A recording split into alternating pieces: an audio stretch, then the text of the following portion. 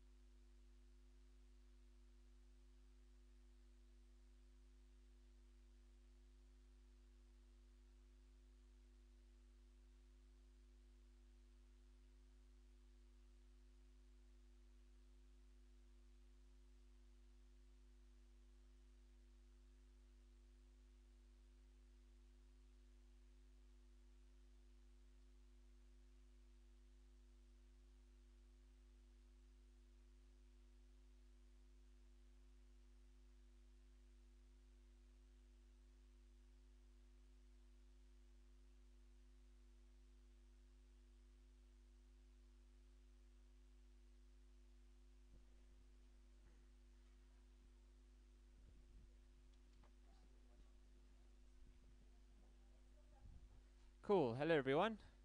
Welcome to WordCamp Jo'burg 2017. Um, sorry, let me just open my notes here. Cool. So, firstly, I just want to say a quick thanks to the people that are behind this. So, the organizers, thanks for making this happening. Is this happening? This happen. Thanks to the volunteers, the guys who've put their time aside to help us make this happen. To the sponsors. Without them, we actually wouldn't be able to do this and do it for the cost that it's at. So, really big thanks to all the sponsors. At the back of your name badges, you can see who your sponsors are. Just have a browse through them and just acknowledge the guys that made this happen. We'll also go through them tomorrow, just in a bit more in depth. And then obviously to you guys for attending and taking your 2 days out of your week to come and learn some great stuff about WordPress. Cool. Just a quick question: who attended last year?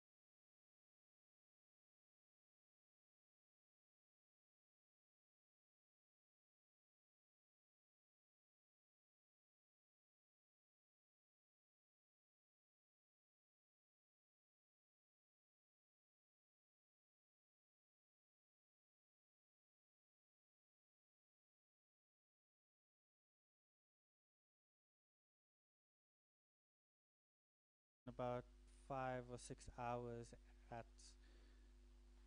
at a company, so I'm trying to do a distilled 45-minute version that actually gives you something that you can take away. And I also decided for some weird reason not to do a slideshow, so I don't have cue cards. Does everyone here have something to either write on or type on? Cool. We'll need that for the in-between sessions. So the essentials of a website that works. A lot of the time, a client comes to us. Okay, let me first get a show of hands of what type of people are here. How many people here are entrepreneurs? How many people have and manage their own website? How many people do or help others manage or handle their website? Okay, cool. So everybody here is involved in that in some way. So hopefully you guys like this. In terms of essentialism, which is the key part of getting a website that works, is about taking away everything else that takes away from the message that the website is actually trying to portray. A client usually comes to us, or we usually have the idea of the website that we want, and it has a lot of features, it has a lot of pages, it has a lot of information, and sometimes they just don't link up properly, they don't work properly, they don't convert properly, and we just have it purely as a brochure site at the end of the day. Or it's not as effective as it could be. So essentialism is the idea of, firstly, let's take out everything that is not purely valuable and important to you and to that website's message. Another thing to remember is that the website that you're building, which it's difficult to not forget this because you get so involved with the process of making a website that it's your website, but actually it's your visitors, your clients' websites. So you're building it for them, not for you. And when we build it for ourselves, we're essentially just talking to ourselves. It's all me, me, me, me, me, me, me, and nothing about the actual person that comes to the site. So there's no connection that's actually being made with that. Then the second mistake that a lot of people make is, which is also going to be one of the most important themes throughout the talk, is resonance. Sorry, whenever I think of resonance, I always remember these YouTube guys with a wine glass and singing and it just shatters. So like that's the kind of resonance you want for your website, because what's true about that scientifically is that the frequency to shatter that glass already exists in that glass. All you're doing is taking it out, making it alive, essentially. And that's what you want to do with the visitors. The visitors to your website already have the idea of what they want to do with you and on the website, but they just need to find that one thing that resonates with them deeply enough for them to continue. So that's the second most important thing. Then comes what I call the little package that I build with every website. So the 5 key things that every single website that I've worked on that has been successful has been done this way. So I like acronyms, so I call it CRAFT, so crafting a website. So it starts with C, obviously, sorry. So C is for crystal clear clarity of purpose. I also like alliteration, so that's why there's a lot of C's. Then R is ruthless focus of features. And I'll get more deeper into that a bit later.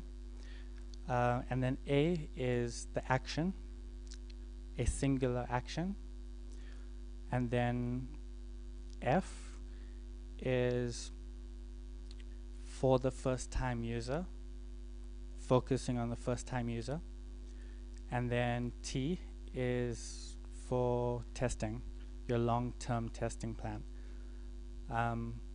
And craft is how all of these things come together to bring you a continuously improving, iterative website or web application or online presence of any kind. So those are the 5 key things that you need. Other than obviously the software to make the site, like WordPress and stuff. But when it comes to your message and making your website do what it needs, those 5 things are all you need. So a bit more in detail, and this is where the homework comes in. Then why it's called homework. So crystal clear clarity of purpose. The first one is obviously the most important one of the 5. It basically sets the foundation of everything that you're going to be doing on your website from this point forward. A lot of people have the idea that I want my site to do this and this and this and this. They don't have clarity of purpose.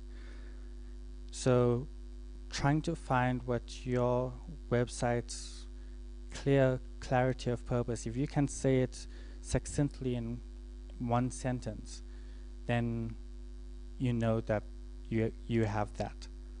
And what's most important about having that is every single decision that you're going to be making from this point forward for your website is going to always come back and reference your message of crystal clear clarity of purpose. Make sense? Okay, cool. So the first thing that I would like you guys to do, and I'll give you a few minutes to do that, is either think of a imaginary website or your own website and try and come up with a 5 to 8 word sentence that is the clarity of purpose of that website. Can do that? Cool. I'll give you 5 minutes for that.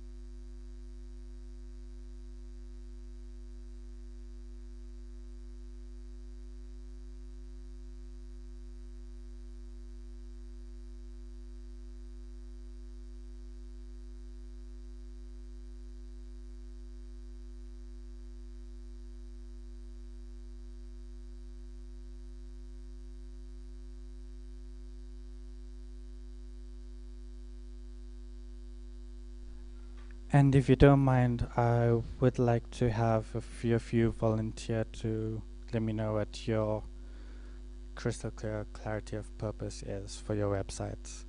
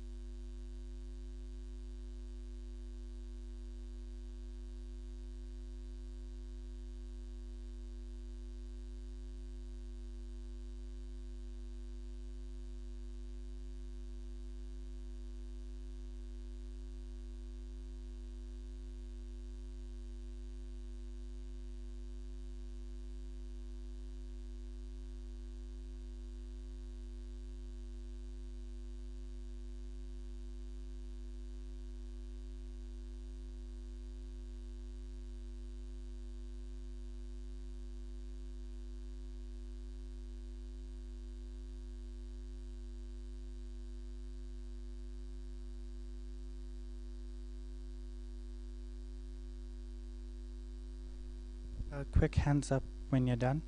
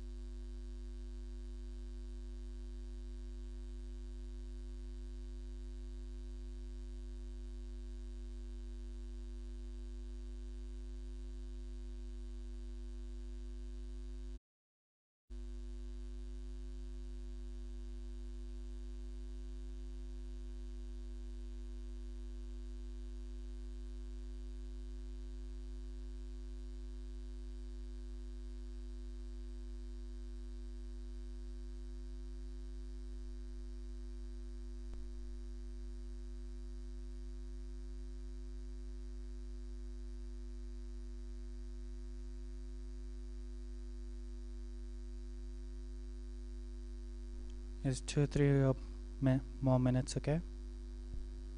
Everyone?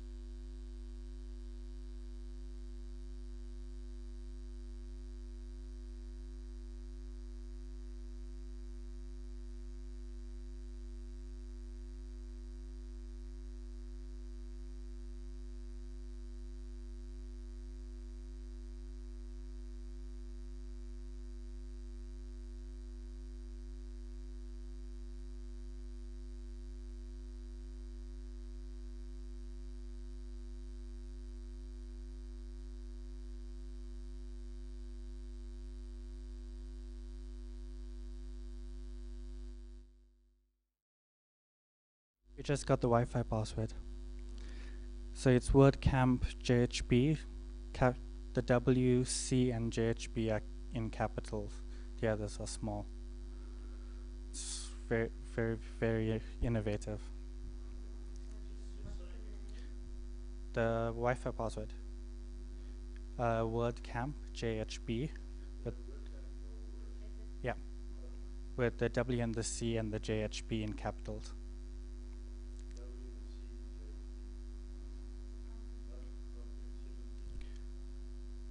He didn't give me that far.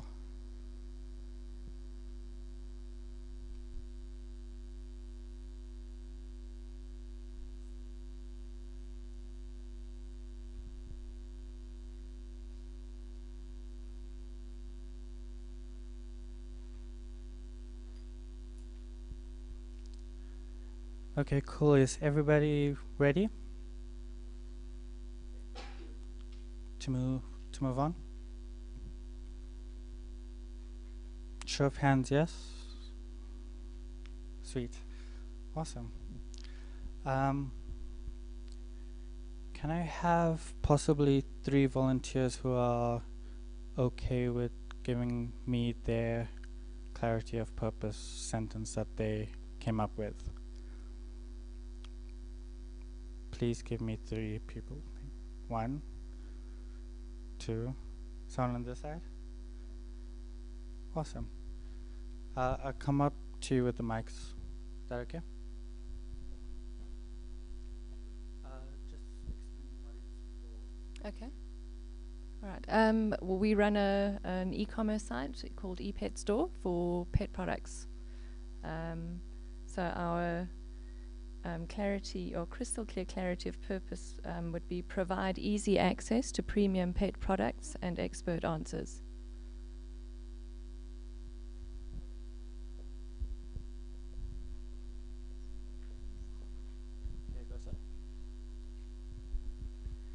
Okay, I'm a management consultant and I've developed, apart from a web developer, so for that business I've developed a simple website, and I think this is going to need a lot of iteration, but for now the purpose of the Seath Consulting website is to support the claims and services of my professional consulting business. It is to build confidence amongst prospective clients. It is to provide an online presence where a physical location doesn't exist.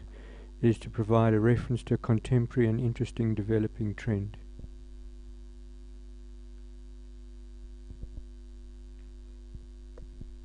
I'm a writer on healthcare, so this is a website for people with chronic diseases, and it is to provide guidance and product knowledge for sufferers of chronic diseases.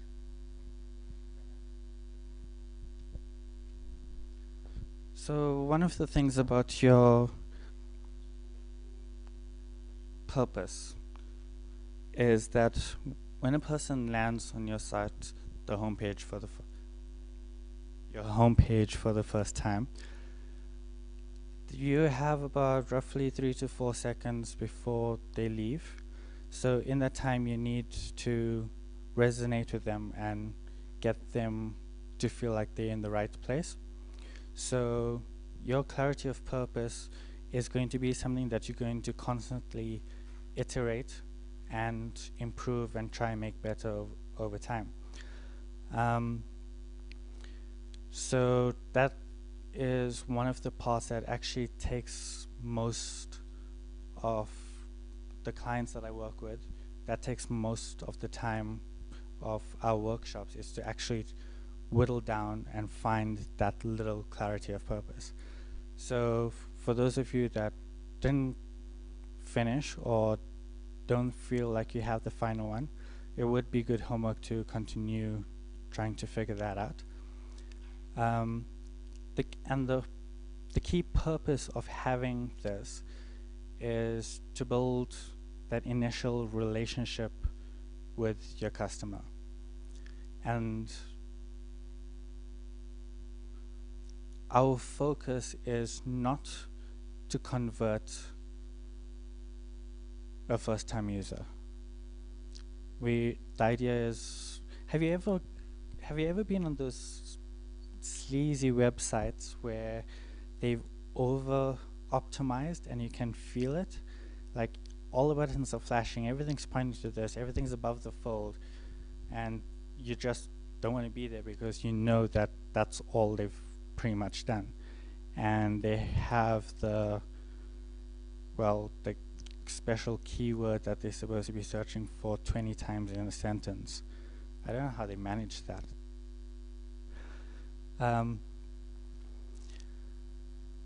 So firstly, finding clarity of purpose is difficult. So if it takes you time, don't really worry too much about it. It'll come, and the first version is not your last version. This entire process is based on the agile methodology of constant iteration. So every single part of this entire process is going to be able to quickly be changed later in some small, measurable, and effective way. key focus on measurable. So then there's ruthless focus of features, which brings us to the essentialism of the website. So when I get new clients or clients that are coming with an existing website that have particular goals, most of the time I try and get them to create the website from scratch again, because that's the easiest place to do it. But if that is not on the cards for a lot of people, which it usually isn't, the ruthless focus of features, all it means is you have to ask the question every single time you want to add a new feature, a new section, a new call out, anything to your site. You have to ask the question, does this communicate my purpose clearly to the customer? Does this help spread that message? If the answer is no, be ruthless and don't add it. There's so many times where I've had clients come to me with designs and not the content.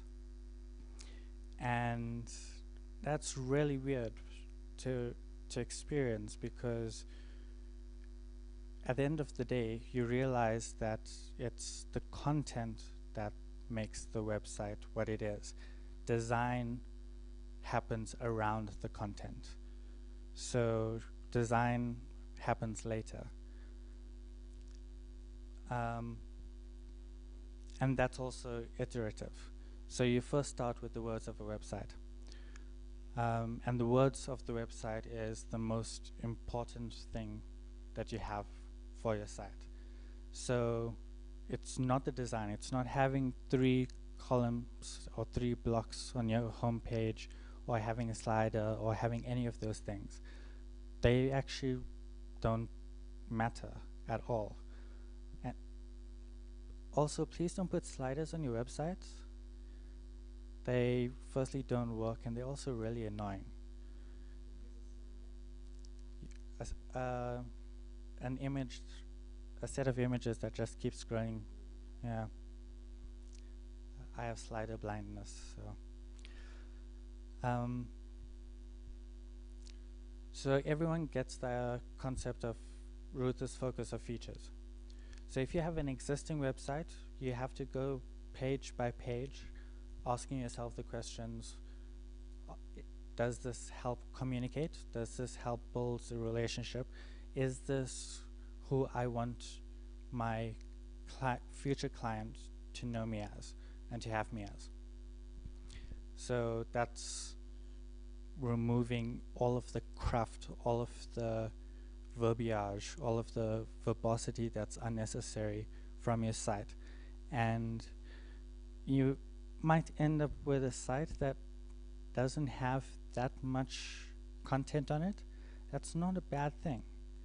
Some of my most successful client websites, one of my client websites in particular, is 4 pages. One of the pages is a blog, so that all of the blog posts obviously do count. But the blog posts themselves are also short. They're 3 paragraphs, maybe 160 to 200 words a post. And they get over 200,000 visitors a month. Firstly, and of those 200,000 visitors, they have just over 2,300 subscription-based paying visitors, which is a lot. And the cool thing is, this is one person. It's a one-person band. All he did was he focused purely on refining these 5 elements properly. And if you see a site, it's purely barren, but it's to the point. And that's what we start losing a lot in websites today. A lot of websites today really want to be flashy. And if you start talking about like a new landing page for a marketing campaign, for example, we start talking about the technology, the designs, what imagery we want to use,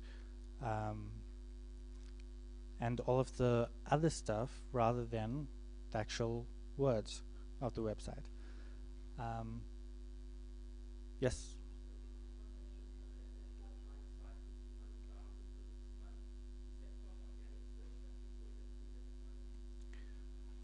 It's a combination, but their initial success was purely organic. Search. They actually don't have a Facebook page, just Twitter as well. Yeah. I'm not sure if I can actually give out the client's name, but I can show you the website later.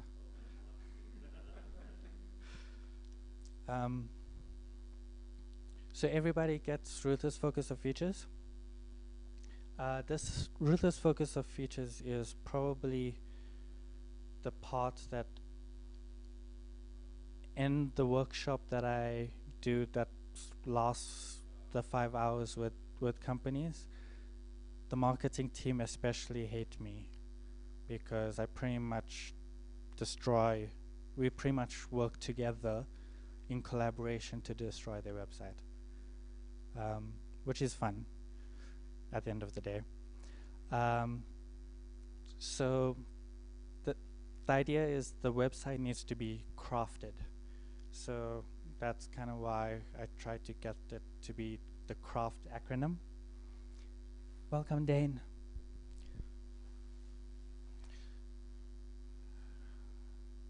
The last thing I said was CRAFT acronym, right?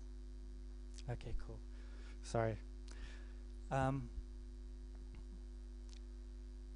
So just putting it in the CRAFT acronym is just a way for us to easily remember it. And whenever we're doing something with our website, we constantly go back to this. This is one of those holy grails of website development and content creation that pretty much doesn't go away and will probably outlast a lot of the technology and trends that we have today, because it's what most of the success. Have any of you noticed or been to some really ugly websites that are very successful? Right? Ever wondered how they did that? A lot of them just focused on getting that resonance with their audience, and they built that trust over time. And they managed to do that with an ugly website, so you have to give props to them. So our idea now today is that we're going to learn those basics that's going to help build those successful websites prettier. So hopefully that helps. Yes? There is a T. It's for testing.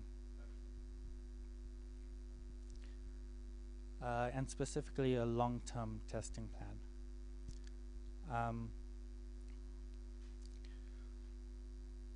So we move along to A. A is for action.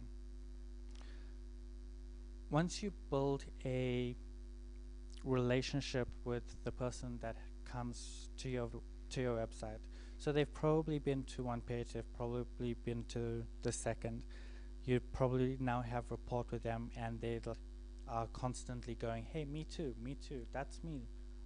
I really feel like that as well. That person's talking to me.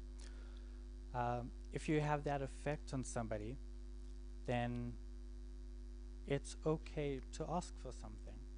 And a lot of people and a lot of websites don't ask. And if you don't ask, you don't get, obviously. So the key thing is ask for something, give them an action that the user can perform, make it simple, and make it one thing only. So that means that all of the websites that have like multiple calls to actions to do many things, stop that. Like people like me who have short attention spans die slowly when I see that happen. But there is something called progressive revelation, which will allow you to still give all of those calls to actions to a person. What progressive revelation does is you still have your singular call to action that you have identified as your most important call to action for your website, that one thing you want any user that goes through your lead funnel to do. Then as soon as they're in that lead funnel, now you have the opportunity to present more things to them slowly. So for example, on the thank you page, if they sign up for a newsletter, you can say, hey, you can also like us on Facebook or Twitter, instead of saying sign up to our newsletter and Twitter and Facebook all at the same time. We as humans have something, an irritating thing though, psychologically, ego depletion.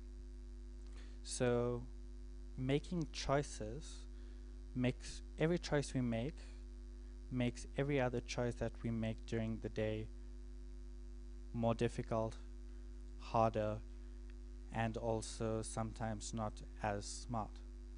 So if you give the user only one choice, that's just one choice. So that you don't have ego depletion. They can just go do that single item, and that's done. Good examples of people who work against ego depletion or choice fatigue. Ever seen Steve Jobs always wearing the same thing? Mark Zuckerberg doing the same thing, and I only wear black, only because I can't match clothes that are in color. So there's that. Does anyone have any questions about the action step of the process? Cool. So what I would like you guys to do now is to take your clarity of purpose that you had initially, and I would like to find out and you to explore what would be your singular action point that you would want your user to do once you get that resonance with them.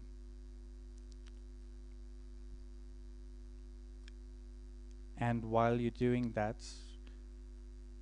when we spoke about the ruthless focus of features, to write down maybe 1 or 2 features on the site that you think you cannot not have. I'll give you 5 minutes for that. That's cool.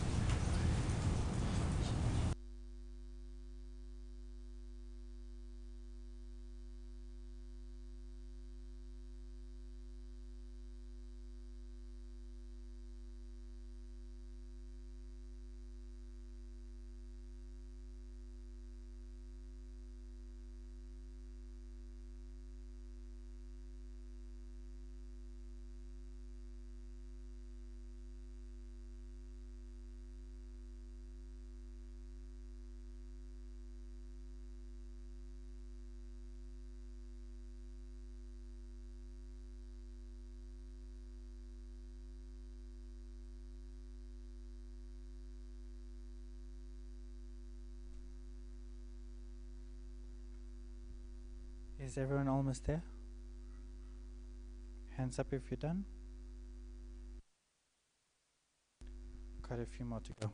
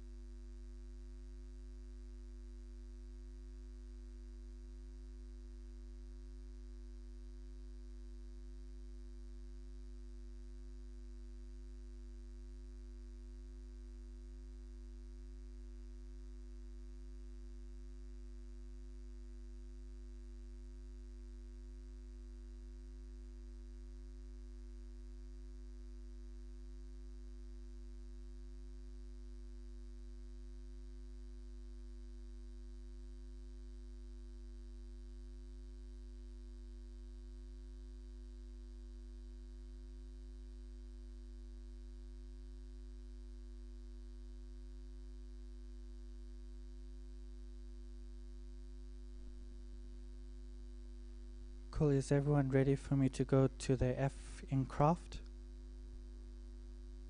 Yes? No? Yes. Cool. So, the F in craft is first time user. And one of the reasons why it's not just a visitor, but specifically the first time user, and you're going to be building your entire site for the first time user, for that first time experience. Because a lot of the time, especially if you're selling something, the person doesn't buy the first time that they come to your site, but it is the first time's impression that makes them come back. So that's the key thing about building the site and having a specific user type in mind. So what you need to do then is envision your first time user that comes to your site, the kind of client or the kind of customer that is your dream customer to work with. Think about all of the attributes that they have. And also, and most importantly, understand that they have a lot going on in their life right now. Like, they're dealing with family, their dog is sick, somebody else has another dog that's sick. There's a lot of sick dogs, sorry about that. So your website isn't that important to them. Your role, however, is to make it important to them by resonating with them. Like, I come back to resonance, I repeat it because it's actually one of the most important bits of a successful website build. So you can literally build a successful website with very little design if you just get these 5 elements right. So identifying who your first time user is, what their qualities are, how they might behave on your website, and tailoring your website in such a way that you can communicate and allow that relationship to build better is the best thing that you can do for your site. So first time user focus. And when we come to T, which is the testing phase, that's when you start learning more about your first time users. You start learning more about their habits. You start learning more about the things that they actually want from you, or what they're actually resonating from you. Or if your message is actually the right one? Are you attracting the wrong type of visitors to your site? Which, believe it or not, is actually one of the most common things I find with a lot of my clients, is that they're getting a lot of traffic sometimes, but it's not the people that they actually want to engage with. They got them from a demographic Facebook ad that they did through some marketing agencies, and they got like 2,000 visitors to the site, but 0 to 0 conversions. And that's purely because the message that was sent out didn't resonate with the right people and what you really want to do with the website. So you need to have a testing plan, but a long-term testing plan. And the key thing when doing your testing is to only have one variable at a time that you firstly test, change, test again, look at the analytics of that, see if it has improved or moved your site onto the dark side. And once you've reached the point where you're constantly iterating your website in a positive manner, you are in a safe, what I call a safe zone. So you have all 5 elements intact, and all you're really doing now is polishing them, essentially. So you have your diamond, and now it's just being polished for users. Now is the time where you can start bringing in more design elements. As long as all of those elements that you start bringing in still stick to the communication that you want to have with the user, and also sticks to how you want to create the relationship with the user. So for the next task, I would like you to envision that two clients. Firstly, the client that you would love to have. What traits do they have? What's their name? What do they do for a living? Why or how did they reach your website? Then I want you to think about the worst type of client that comes to your website and what traits that they have, and try and list those down. So like your nightmare client, and have those 2 identified for yourself. Is a few minutes okay for that? Awesome.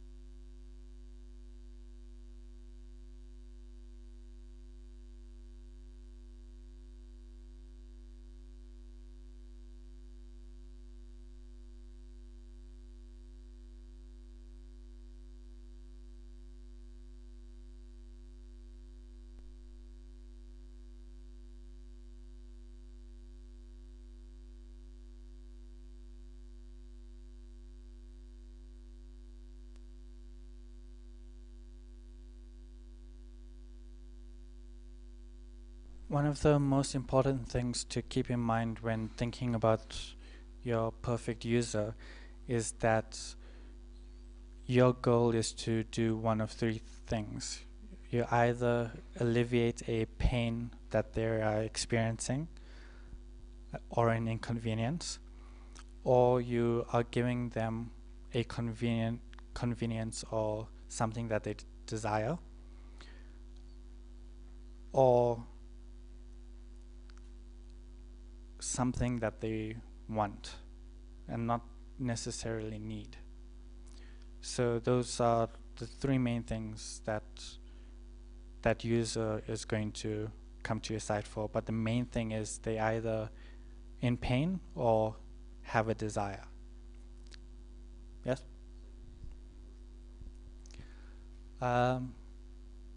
It's actually two.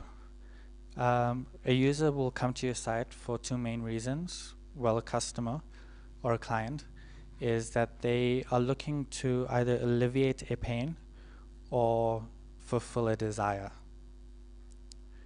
And your perfect customer or client that you're going to visualize is going to have one of those qualities.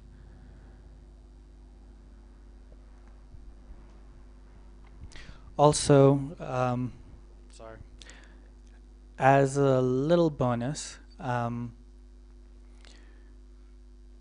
everything that we spoke about so far, as well as all of the missing pieces that go into a lot more depth and detail, I will be giving those as PDF worksheets on the WordCamp site, so you guys can get all of that for free,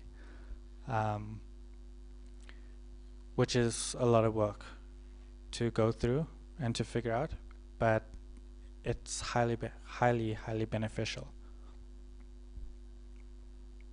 And everyone likes free stuff.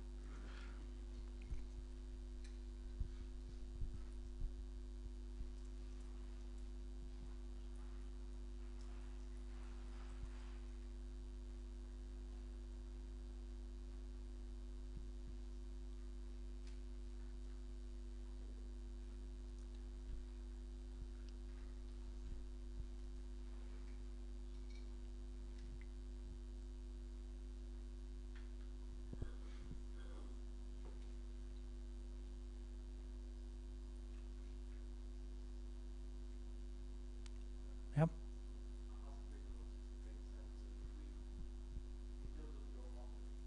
Mm-hmm.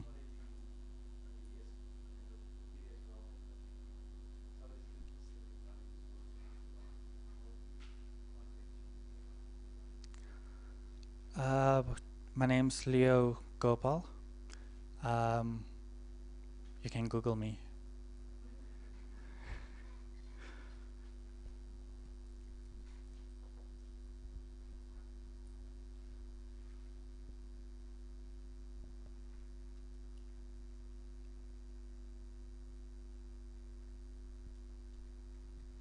Yes.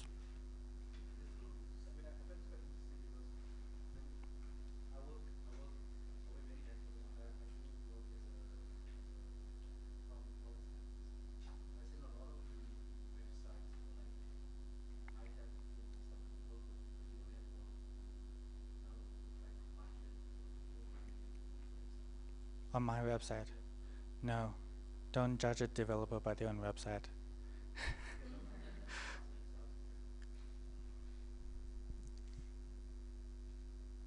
My work, to be fair, my website's probably the anti-argument to everything I've been saying so far.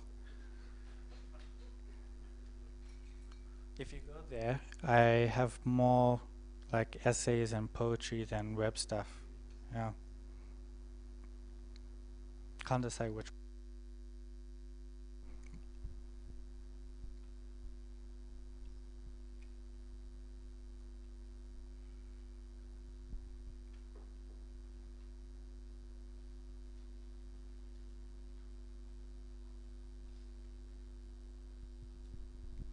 Does everybody have the first person, the one that they like, marked up?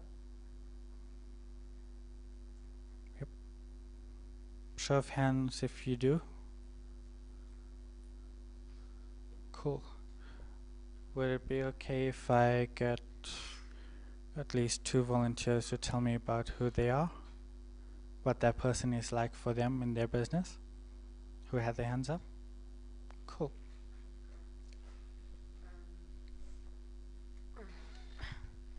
I hope I got it right, but the client I'd want would be keen to be educated to a certain level, open-minded, not cheap as chips, but wise about their budgeting, quality over quantity, and engaging, but remembering your responsibility is to be timely and to educate them to a certain level and then to take it from there. And then the client I don't want is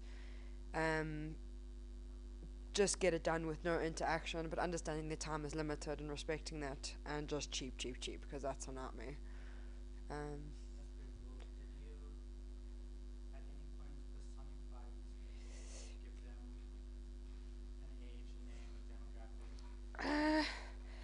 I'm pretty open-minded. I mean, I think age and demographic for me is irrelevant. It's more about the attitude to what I believe anyone has the potential to learn. I've met people that are as old as grandparents and they're willing to change, and even younger people, even people in positions of management, and they just don't want to, they just have a very set idea, and with that rigid mentality, that's when it becomes difficult. So it's about finding, I like what you're saying, the simplest solution to fix their problem. It can still be beautiful in design, but why make it more complicated than it has to be? But still, neat, clean, and professional.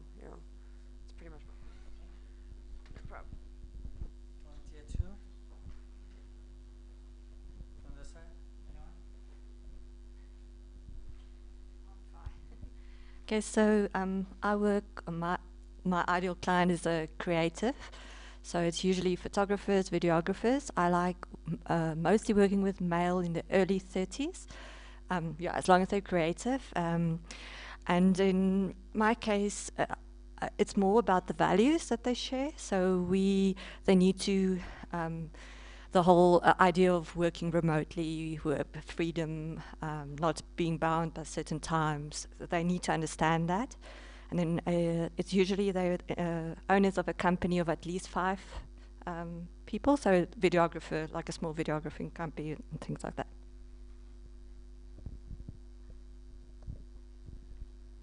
So, firstly, as a hobby, I studied social psychology, which I use a lot when I'm working with my clients. Also before that, interesting fact, since you Googled me, I am also a hypnotist, so there's that.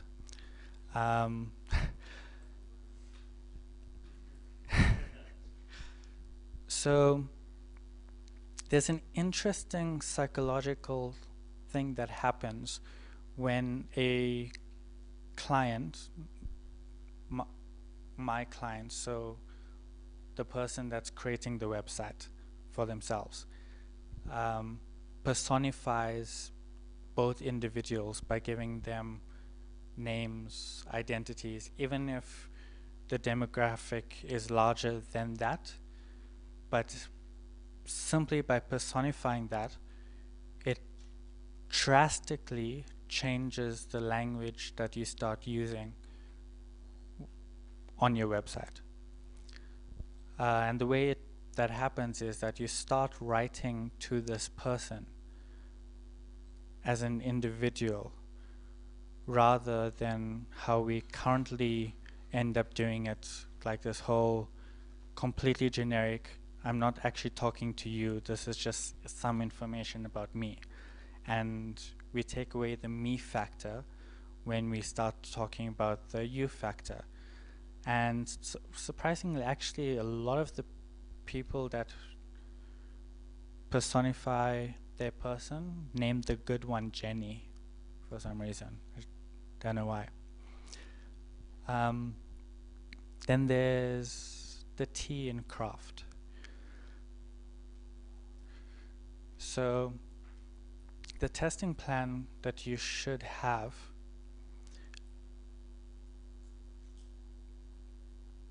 you should firstly be lenient on yourselves for the first round.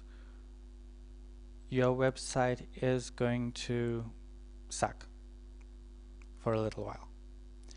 And your testing plan is that thing that's going to help you constantly iterate in the right areas that allow you to change either the wording, the personification, how you write about this person, how you write to this person, how you write to avoid the other person. All of these are built into the language of your website, the wording, the necessities, and the features that you decide to keep, the singular action that you want your user to take. And essentially this becomes your user's journey through your website. Another interesting thing that I've noticed with a lot of my clients is that the home page is hardly ever the first page that anyone lands on. And in a lot of cases, the home page is the least important, yet we spend the most time on it. What that then means is that you need to put extra work in making your other pages as effective in communicating that message to your audience. And every page that you have should have a singular purpose as well. So your about page, the singular purpose about your business, about you, what you do, and how to create that relationship with that person. Your product page should do the exact same thing and only talk about those products or those services that you have in a language that is conversational. Conversational languages online seem to have a lot stronger impact on people in terms of actually buying and actually performing a task than generic language as well. So that's the T in craft. So we've actually spelled out the whole word now. So if you do focus on these 5 areas, you are going to have a website that let's hope you have a functional website first, obviously built on WordPress. And if you keep these 5 things in mind and you have an iteration plan, I would recommend every 2 weeks as your plan for reiterating bits of your website in terms of looking at the analytics, doing a new set of tests, and your sprint planning for the rest of the test plan. So now that we've spelled that out, question time. And this is a free-for-all, so it doesn't have to be specifically to craft and what I've just spoken about, but anything website related that you would like to ask questions about.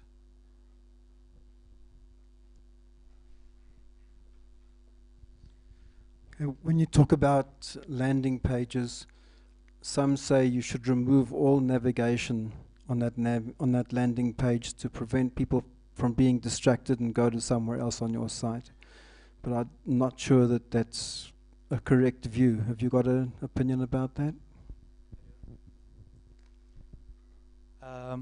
Firstly, my main opinion on navigation in general is drop downs don't work so well. So firstly, try and keep your navigation, your general navigation, as simple as possible. Maybe 5 links at most, and those links go deeper into your website. I would try and maybe categorize landing pages in two ways. The first way is that every key page of your site is a landing page and should be treated as such in terms of how the flow of the page is. So you can keep the navigation for those.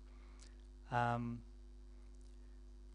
reason a lot of people say to remove the navigation is so that a person is forced to continue rather than go to a different page.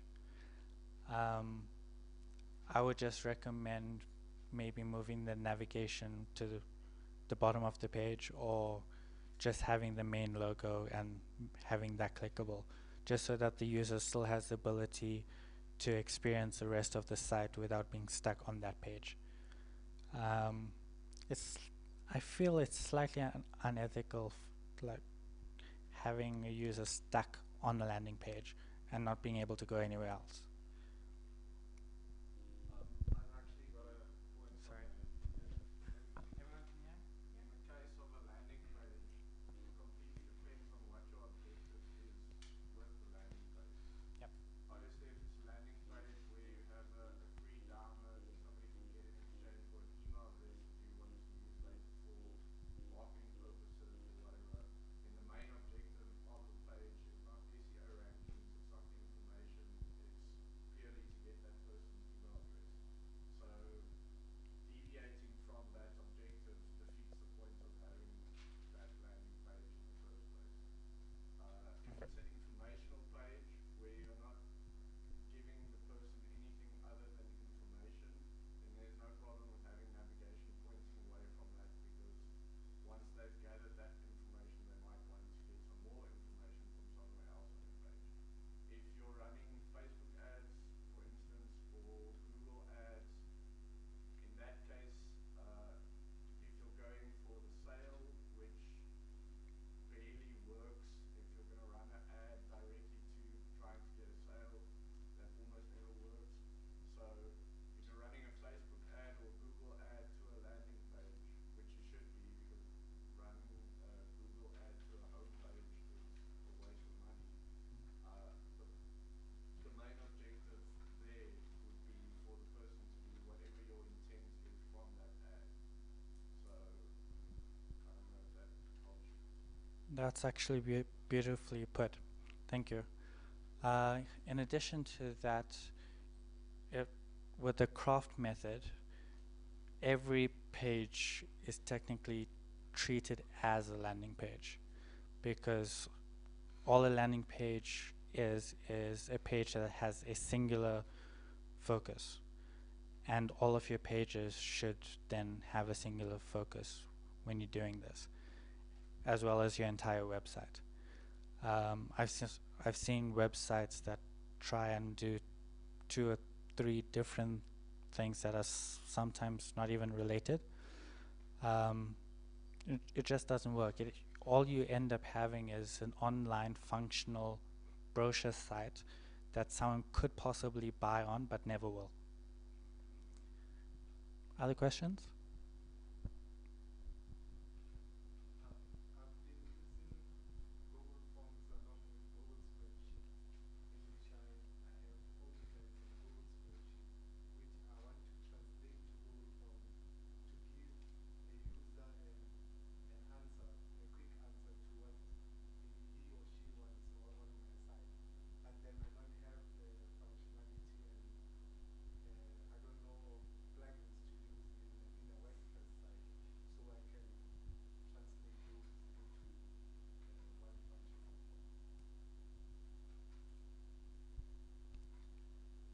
What do you want to provide the user, and what does the user provide you? There's a form which does a business analysis of the business, whether it's in distress or not. So it has formulas which you answer questions and then it gives you That's the Excel spreadsheet. that's the Excel spreadsheet.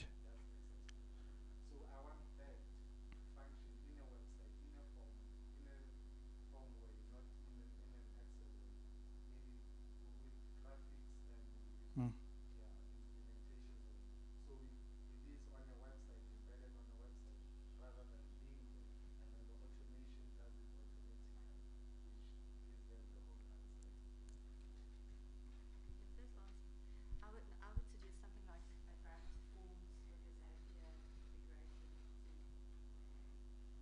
That would give him the ability as well. So there is a possibility of using Zapier, which is a monthly service fee in most cases. All it is a service that runs certain commands when triggered. So if you have something like Gravity Forms, which integrates well with Zapier, you can create your forms and it'll trigger your Zapier trigger, and that'll send the data to your Excel spreadsheet. I just don't know how deep the level of integration is. So that's something you need to check. Also, that's a good idea for a product. Please, no one else build that. Other questions? Anything else website related?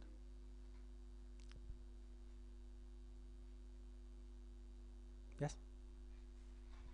So I have a question. We had like contact us page on our website.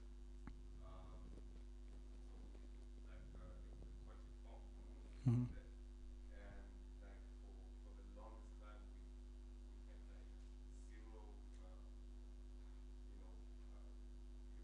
filling in the contact form for like maybe 8 months. And then one day we just randomly decided let's just move it to the home page. And we moved it to the home page. And like in 2 days we started getting contacting us. We still don't know why that was, but maybe you could just help with that. When you give a person the least amount of resistance, in this case, the work to go to another page in order to get in touch with you, you make it a lot easier for people to actually do that one thing that you ask them to do. So you're asking them to get in touch with you and you're putting the form right there rather than giving them a button to the contact form, then going there. By the time they're there, a lot of people just lose interest and don't follow through anyway. So a lot of the things that it's kind of like Newton's laws of motion, where the idea is to reduce the resistance or friction that you're getting, as well as increase the acceleration of your site. So do things that start boosting it, like sales and stuff like that, and then do things like making a one-page site, for example, if that's all you need, and making the way that a person interacts with your site as simple as possible, as quickly as possible. So those are like the two main things to handle for a website. And good job on getting it on the homepage and getting those contacts. Out of curiosity, how many of those were actually warm leads that actually became something? Actually, I think in the past, this was like maybe 4 months ago. Out of the like maybe 13 leads that we got, we converted about 6 of our clients. So which was pretty awesome. That's pretty good. 50% Yeah.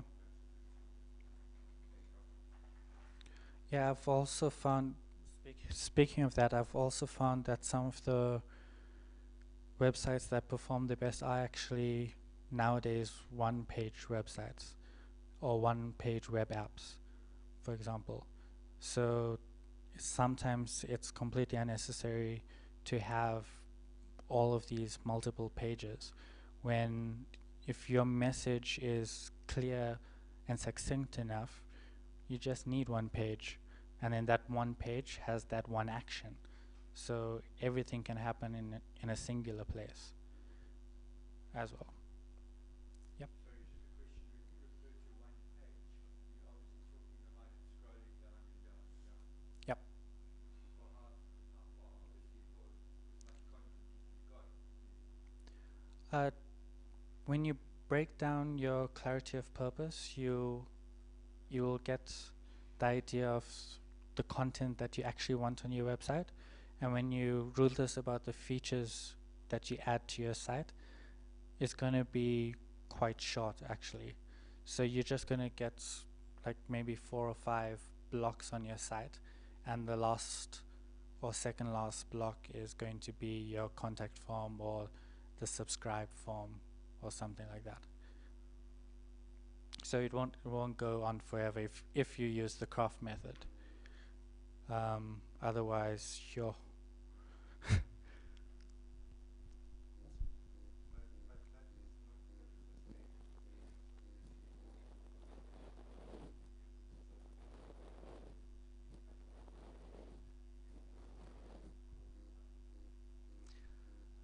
With one-page apps becoming a lot more popular over the last few years, Google has also gotten a lot smarter in understanding your website. And that's what a lot of people sort of get wrong in terms of SEO. They think that you need lots of pages to do certain things. Google has a lot of different algorithms that actually work behind the scenes to give you what you need. And if they find that a person has been introduced to your website and that they've stayed long enough and that this happens repetitively, whether or not your competition has more pages than you, you will still rank well in most cases. It doesn't hurt you that much.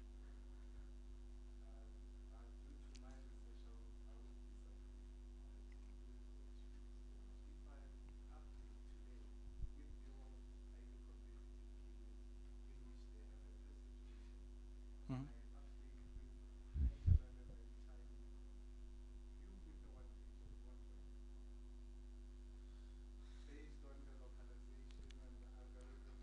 Challenge accepted.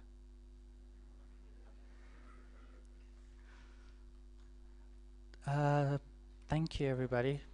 You've been a great audience. And thank you for listening to me babble on for 91 minutes. There's tea outside.